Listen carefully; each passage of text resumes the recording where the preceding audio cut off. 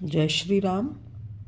श्री रामचरितमानस के बालकांड के दोहा नंबर 135 से आगे। जय श्री राम दोस्तों, आज विवाह पंचमी है। आज श्री सीता रामचंद्र जी के विवाह की तिथि है। बहुत शुभ और पावन दिन है। तो उस दिन की मैं आपको शुभकामनाएं देती हूँ, बधाइयाँ देती हूँ।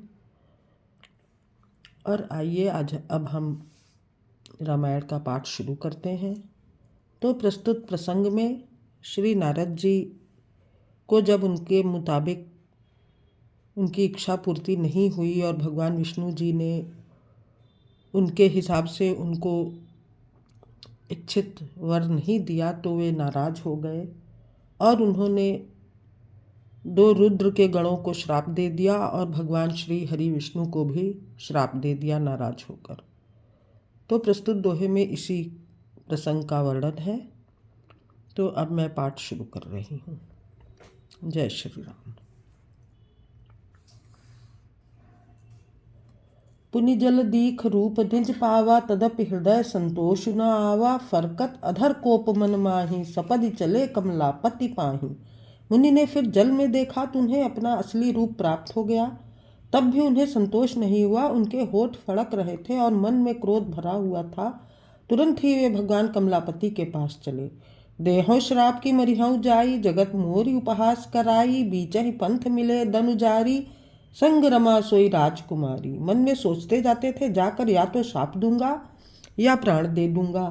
उन्होंने जगत में मेरी हंसी कराई। दैत्यों के शत्रु भगवान हरि उन्हें बीच रास्ते में ही मिल गए। साथ में लक्ष्मी जी और वही राजकुमारी थीं। बोले मधुर बचन सुरसाई, मुनि कह चले बिकल की नाई। सुनत बचन उपजा अति क्रोधा, माया बस न रहा मन बोधा। देवताओं के स्वामी भगवान ने मीठी वाणी में कहा, हे मुनि, व्याकुल की तरह कहाँ चले। ये शब्द सुनते ही नारद को बड़ा क्रोध आया। माया के वशीभूत होने के कारण मन में चेत नहीं रहा।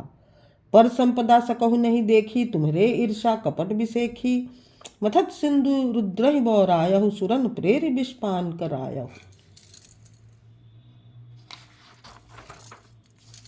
मुनि ने कहा, तुम दूसरों की संपदा देख नहीं सकते, तुम्हारी ईर्ष्या और कपट बहुत है। समुद्र मथते समय तुमने शिव जी को बावला बना दिया और देवताओं को प्रेरित करके उन्हें विषपान करा दिया। दोहा। असुर सुरा विष संकरहि, आपु रमा मनि चारु। स्वार्थ साधक कुटिल तुम, सदा कपट व्यवहार। असुरों को मधुरा और शिव जी को विष देकर तुमने स्वयं लक्ष्मी जी और सुंदर कौस्तुभ मणि ले ली। तुम बड़े धोखेबाज और मतलबी हो, सदा कपट का व्यवहार करते हो। चौपाई। परम स्वतंत्र न सिर पर कोई, भावहि मनहि करहु तुम सोई। भले ही मंद मंदेहि भल करहूँ, विस्मय हर्ष नहीं कछु धरहूँ। तुम परम स्वतंत्र हो, सिर पर तो कोई है नहीं। इससे जब जो मन को भाता है स्वच्छंदता से वही करते हो। भले को बुरा और बुरे को भला कर देते हो। हृदय में हर्ष विषाद कुछ भी नहीं लाते। डहक डहकी परिचय सब काहू, अति असंक मन सदा उछाहू। करम शुभाशुभ तुमहि न बाधा, अब लगी तुमहि न काहू साधा। सबको ठग ठग कर परख गए हो और अत्यंत निडर हो गए हो। इसी से ठगने के काम में मन में सदा उत्साह रहता है। शुभ शुभ कर्म तुम्हें बाधा नहीं देते। अब तक तुमको किसी ने ठीक नहीं किया था।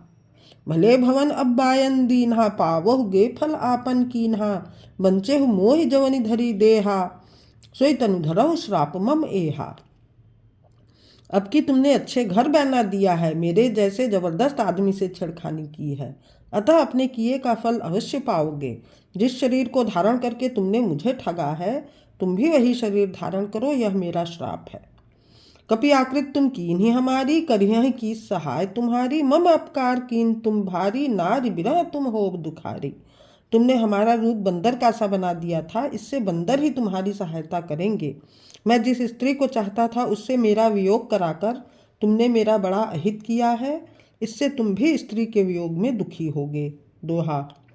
श्राप शीस धरि हर्ष हिय, प्रभु बहु बिनती कीन। निज माया कै प्रबलता, करस कृपा निधि लीन। श्राप को सिर पर चढ़ाकर हृदय में हर्षित होते हुए प्रभु ने नारद जी से बहुत विनती की और कृपा निधान भगवान ने अपनी माया की प्रबलता खींच ली। जब हरि माया दूरी निवारी, नहीं तह रमा न राजकुमारी। तब मुनि अति सभीत हरि चरना, गहे पाहि प्रणतारति हरना। जब भगवान ने अपनी माया को हटा लिया तब वहां न लक्ष्मी जी ही रह गईं न राजकुमारी ही। तब मुनि ने अत्यंत भयभीत होकर श्री हरि के चरण पकड़ लिए और कहा, हे शरणागत के दुखों को हरने वाले, मेरी रक्षा कीजिए। मृषा हो मम श्राप कृपाला, मम इच्छा कह दीन दयाला, मैं दुर्वचन कहे बहु तेरे, कह मुनि पाप मिटहि किमि मेरे। हे कृपालु, मेरा शाप मिथ्या हो जाए।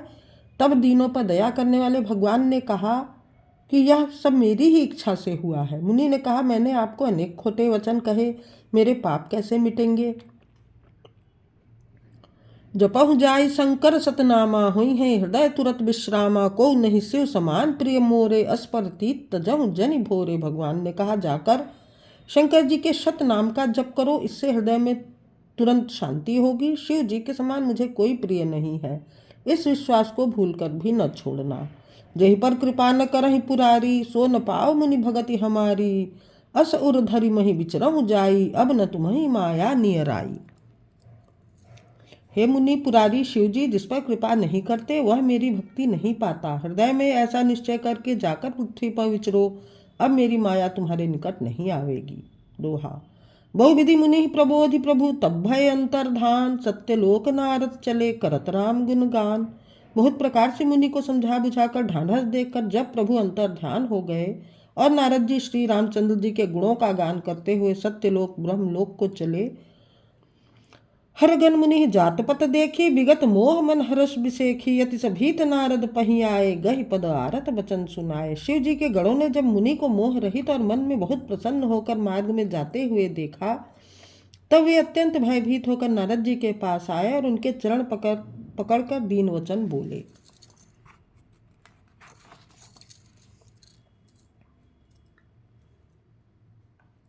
हरगन हम न विप्र मुनि राया, बड़ अपराध कीन फल पाया, शाप अनुग्रह करहु कृपाला, बोले नारद दीन दयाला। हे मुनिराज, हम ब्राह्मण नहीं हैं, शिव जी के गण हैं, हमने बड़ा अपराध किया जिसका फल हमने पा लिया। हे कृपालु, अब शाप दूर करने की कृपा कीजिए।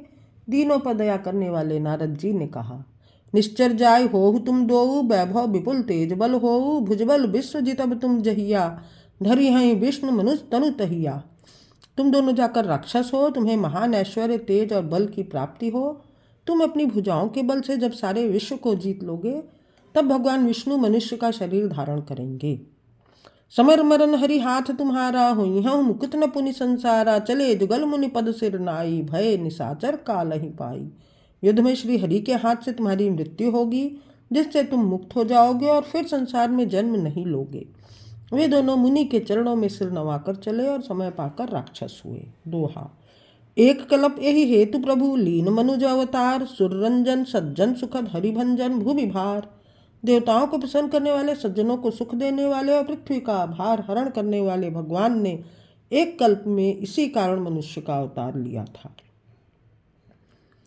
एहि विधि जन्म करम हरि के रे, सुंदर सुखद विचित्र घनेरे, कलप कलप प्रति प्रभु अवतरहि, चारु चरित नाना विधि करहि। इस प्रकार भगवान के अनेकों सुंदर सुखदायक और अलौकिक जन्म और कर्म है। प्रत्येक कल्प में जब जब भगवान अवतार लेते हैं और नाना प्रकार की सुंदर लीलाएं करते हैं, तब तब कथा मुनि सन गाई, परम पुनीत प्रबंध बनाई, विविध प्रसंग अनूप बखाने, करहि न सुनि आचरजु सयाने।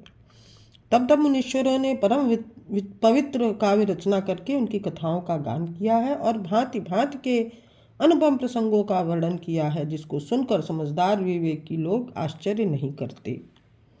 हरि अनंत हरि कथा अनंता, कहीं सुनहि बहुविधि सब संता, रामचंद्र के चरित सुहाए, कलप कोटि लगी जाहि न गाए। श्री हरि अनंत है, उनका कोई पार नहीं पा सकता और उनकी कथा भी अनंत है। सब संत लोग उसे बहुत प्रकार से कहते सुनते हैं। श्री रामचंद्र जी के सुंदर चरित्र करोड़ों कल्पों में भी गाए नहीं जा सकते। यह प्रसंग मैं कहा भवानी, हरिमाया मोहि मुनि ज्ञानी, प्रभु कौतुकी प्रणत हितकारी, सेवत सुलभ सकल दुखहारी। शिव जी कहते हैं कि हे पार्वती, मैंने यह बतलाने के लिए इस प्रसंग को कहा कि ज्ञानी मुनि भी भगवान की माया से मोहित हो जाते हैं। प्रभु कौतुकी लीलामय है और शरणागत का हित करने वाले हैं। वे सेवा करने में बहुत सुलभ और सब दुखों को हरने वाले हैं। सोरठा। सुर नर मुनि को नाहि, जेहि न मोहि माया प्रबल, अस विचार मन माहि, भजिय महामाया पति। देवता, मनुष्य और मुनियों में ऐसा कोई नहीं है जिसे भगवान की महान बलवती माया मोहित न कर दे। मन में ऐसा विचार कर उस महामाया के स्वामी प्रेरक श्री भगवान का भजन करना चाहिए। दोहा नंबर 140। जय श्री राम।